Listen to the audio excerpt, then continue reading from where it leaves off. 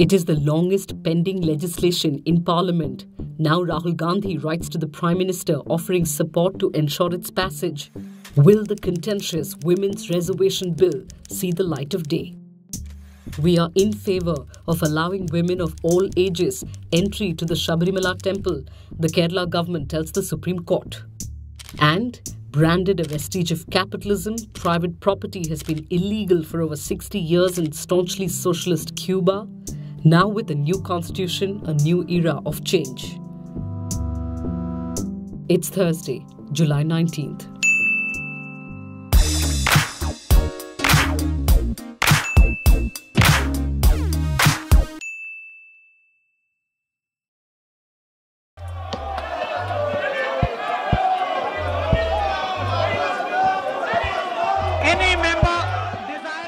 These unprecedented scenes in the Rajya Sabha of lawmakers from the Samajwadi Party, RJD, LJP and BSP ripping off mics, tearing up papers, intimidating the chair, it could be said, define the 2 decades of attempts made to give women more representation in India's highest legislative body.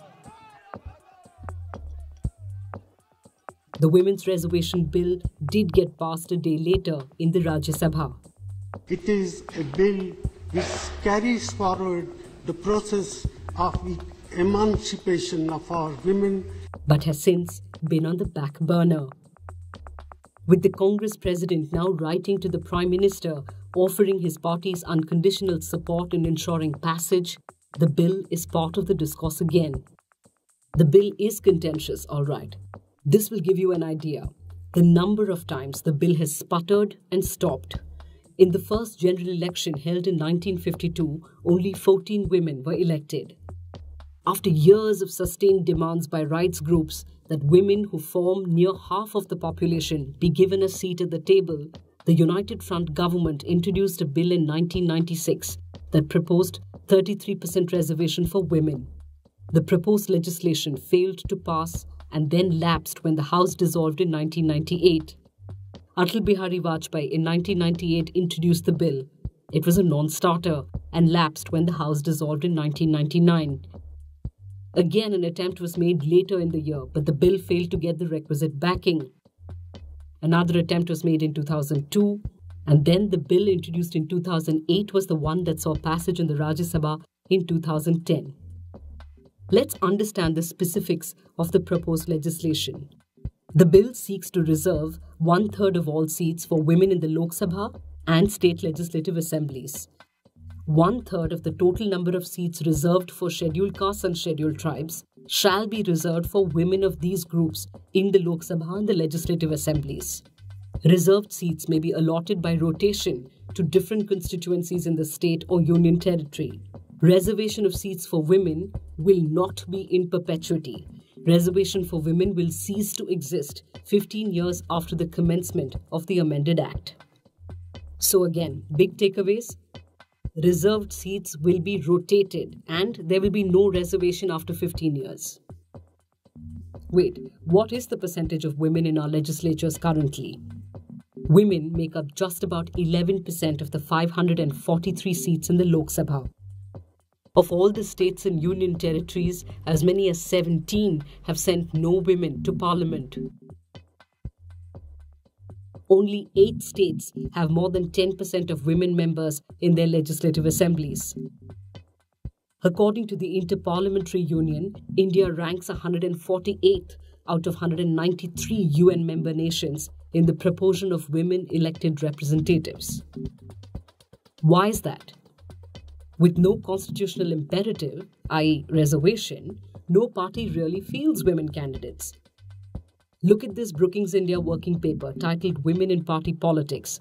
Here, Shamika Ravi and Rohan Sandhu analysed Election Commission data on women candidates in Lok Sabha elections. Their study found that political parties just do not nurture women leaders. In the 2009 elections, women constituted only 7% of the total number of candidates. If we look at the breakup of this, we see that a majority of women candidates contested as independents. They inferred that the number of women running as independents, however, has been increasing at a much higher rate. indicating that more women are willing to run but are not being backed by political parties. Now, let's look at and contend with some of the arguments made by those opposed to reservation.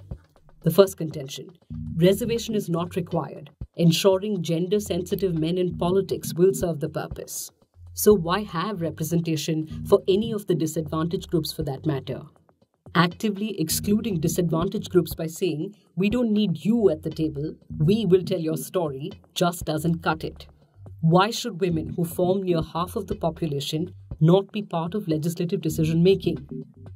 Another contention: why reserve seats for women in parliament and assemblies? Why not reserve the number of tickets political parties have to give to women?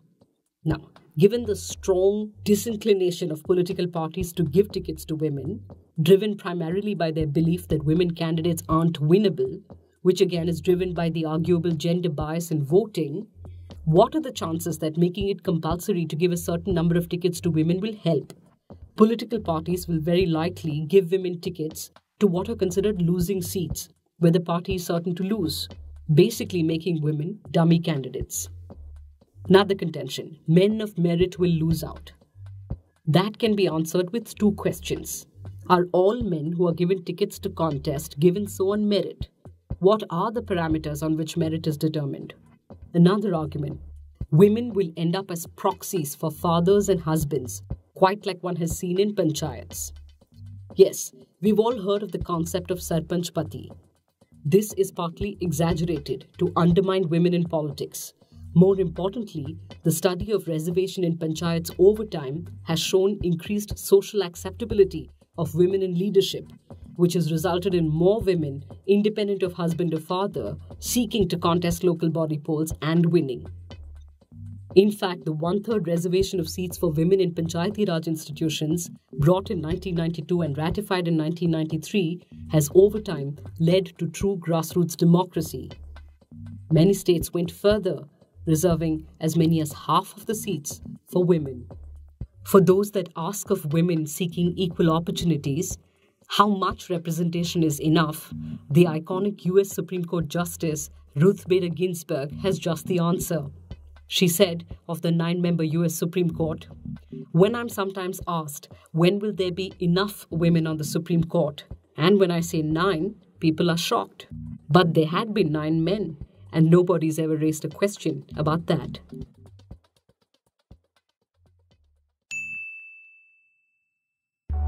The Kerala government on Wednesday told the Supreme Court it was in favour of allowing women of all ages access to the Sabarimala shrine.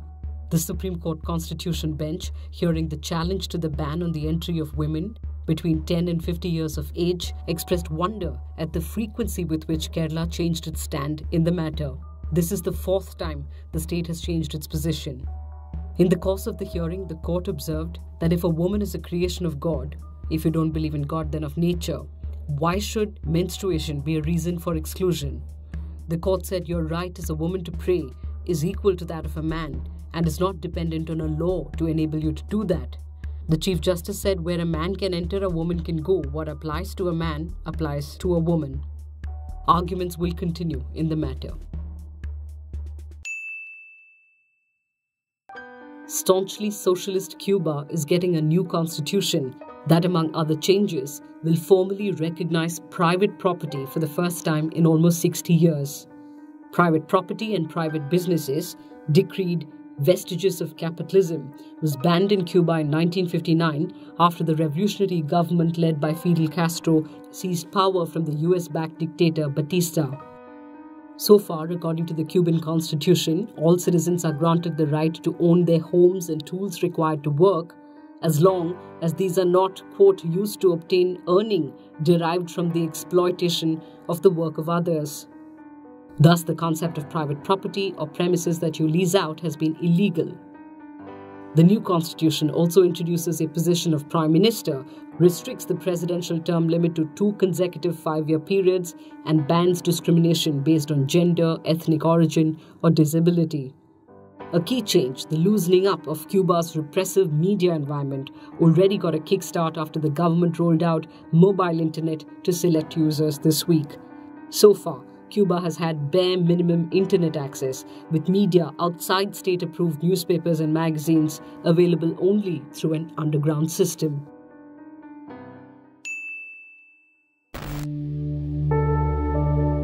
The plan to axe at least 16,000 trees in Delhi for a redevelopment project has been put on hold by the National Green Tribunal till the next hearing on Thursday. The proposal had sparked off a series of protest campaigns by citizens and activists in Delhi. For good reason, as this tree warrior from Mumbai rightfully asks, shouldn't trees be part of a city's development plan too? The entire city is bursting at its seams. Because there are more buildings, there is more traffic, we need more water, we need more electricity, we need more telephone lines. So the roads are being dug up for all that. So do we not need more trees? Is it not part of the entire development of the city? Around 2.5 years ago, I was noticing that more and more trees were dying along the way. You would see rows and rows of dead trees, which were basically the rain trees. I googled up the issue and I saw that BMC had said that there was a mealybug epidemic which was affecting these rain trees, and therefore the trees were dying. But I thought it very odd that hundreds and thousands of trees were dying all over Mumbai, and BMC was not doing anything about it. I decided to file a PIL in the High Court. The problem was very simple, that once a tree is infected, it needs to be cut and removed to prevent the infection from spreading to the healthy tree next door. And the moment they did that, the mealybug stopped spreading and rain trees don't die any longer in Mumbai. And that's how I got involved with this issue. And as I got more and more involved, I noticed that all over the city there's just destruction of tree cover. There is a Tree Act which was made in 1975, which says that on the side of every road, there must be tree cover on both sides of every road. There must be tree cover in every open space. There must be tree cover on the banks of every river and water body. The BMC has few hundred departments within themselves that no one knows what the other one is doing. So the road department wants to cut the trees. The tree department is supposed to use their common sense and try and save that tree. But the tree department will say, but when road department asks me for sanction, how can I say no? So any application which comes up to the tree authority, they basically scrutinize it. Do these trees really need to be cut? And if they find merit in it, which I presume 90% of the cases, they just blindly sanction it, then they put up a public notice in the paper saying that we propose to cut so many trees at so and so location. And if anybody from the public has any objection or suggestion, they can give it in writing to the tree department. Practically every week, the tree department comes out with a public notice in the newspaper. Each and every one of us read the newspapers, but I don't think anybody takes a second glance at such notices. Every day or every week, I scan through the papers to find these notices because it's the only department which does not have it online. If there is something where we can object about, then I take the time and trouble and the effort to object about it. You can either email or you can write in a letter or you can personally go and object as well to the tree department.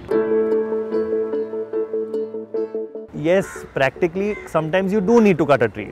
My purpose is not that no tree should be cut, but why cut a tree if you can avoid it? To highlight this issue of unnecessary tree cutting for the metro, we decided to hold a symbolic funeral.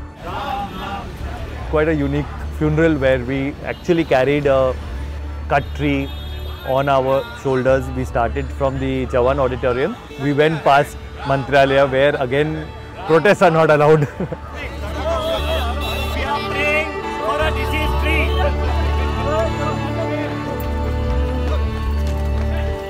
Cutting a 50-100-year-old tree just because you can cut it is a senseless act, because nothing is going to be able to replicate that 100-year-old tree. Even if I plant 100 new trees, it will not be equal to that 100-year-old tree. $150 साल लगता है ये पेड़ उगने को, 1 second में काटेगा।